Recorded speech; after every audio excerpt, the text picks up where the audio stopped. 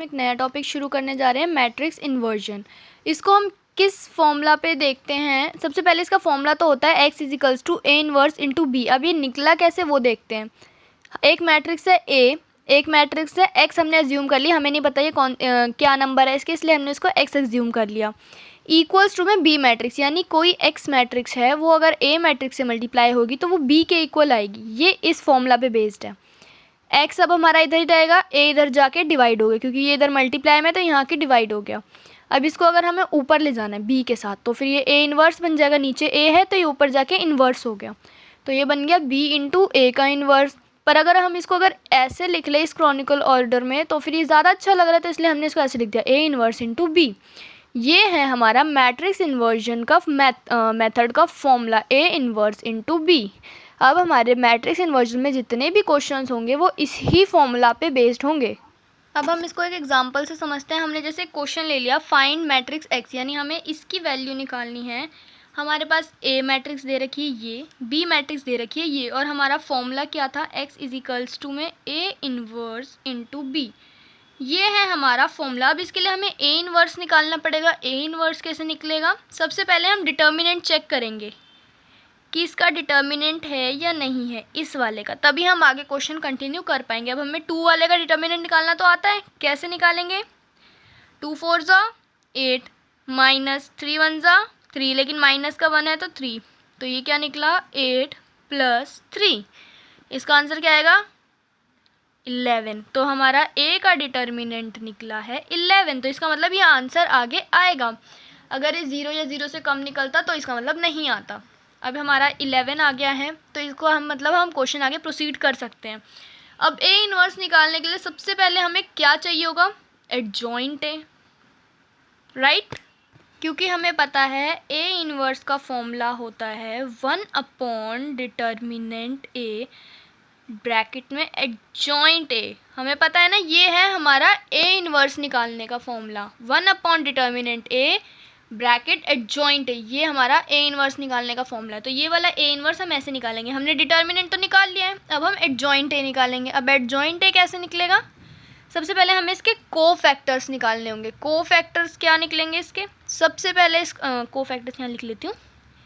Cofactor सबसे पहले हम C11 C21 C12 C22, सबसे पहले हम इसका निकालेंगे। तो इसका कैसे निकलेगा, ये और ये काट दो, 4 बचा, 4 आ गया भाई। C12 यहाँ से ये और ये काट देंगे, -1। C21 ये और ये काट देंगे, 3 बचा। C22 ये और ये काट देंगे, 2 बचा।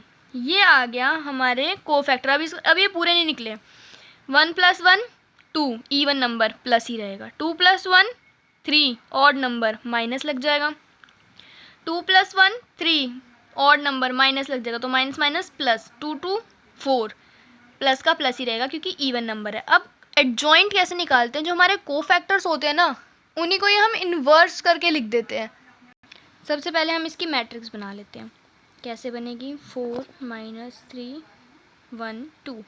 अब इसी को हम ट्रांसपोज कर देंगे तो वो एडजॉइंट a निकल आएगी। अगर हम कोफैक्टर्स को ट्रांसपोज करते हैं तो ट्रांसपोज कैसे करते हैं, रो को कॉलम में, कॉलम को रो में, 4 1 -3 और 2, ये आ गया हमारा एडजॉइंट है। तो अब हमारे पास डिटर्मिनेंट ऑफ a भी है और एडजॉइंट a भी है, तो हमारा a इन्वर्स निकल आएगा।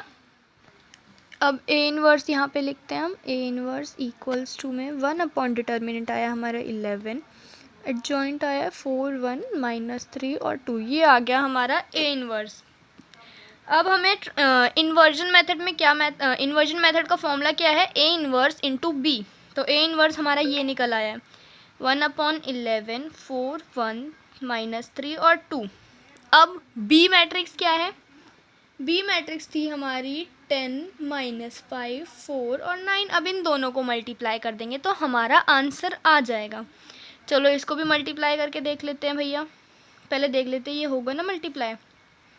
हाँ, ये और ये सेम है, इसका मतलब ये मल्टीप्लाई होगा। तो कैसे होगा, इस वाले को इससे मल्टीप्लाई कर दो, 4 × 10 प्लस -3 × -5, फिर दूसरे वाला निकालेंगे 4 × 4 प्लस -3 × 9, फिर थर्ड वाला निकालेंगे तो इसको इससे मल्टीप्लाई करेंगे, तो 1 इंटू 10 प्लस 2 इंटू -5, क्योंकि इसको इससे मल्टीप्लाई करेंगे, फिर इसको इससे मल्टीप्लाई करेंगे जब हमें ये वाला निकालना होगा। तो 1 इंटू 4 प्लस 2 इंटू 9, 2 इंटू 9।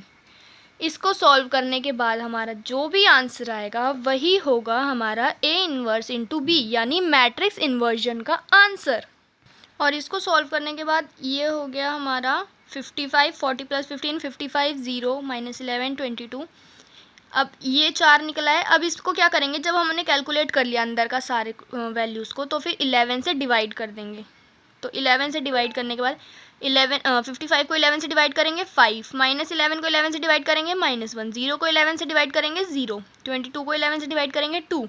ये हो गया हमारा answer complete of matrix inversion method. Simple था। सबसे पहले हमने क्या किया, सबसे पहले हमने डिटर्मिनेंट चेक किया, उसके बाद हमने कोफैक्टर्स निकाले, फिर हमने कोफैक्टर्स को ट्रांसपोज किया ताकि एडजॉइंट ए निकल आए। एडजॉइंट ए कैसे निकलता है, कोफैक्टर्स को ट्रांसपोज करके। और फिर हमने उसको ए इन्वर्स के फॉर्मूला में रखा। ए इन्वर्स का फॉर्मूला क्या होता है, 1 अपॉन डिटर्मिनेंट ए और ब्रैकेट एडजॉइंट ए, उसको फिर डाला। फिर उसके बाद ए इन्वर्स इंटू बी, फिर इनको इन दोनों को मल्टीप्लाई करके 11 से डिवाइड कर दे, क्योंकि ये हमारा डिटर्मिनेंट आया था। सिंपल है। Thank you for watching this video. अगर कोई भी डाउट हो तो मेरे इंस्टाग्राम अकाउंट पे पूछ सकते हैं। बाय।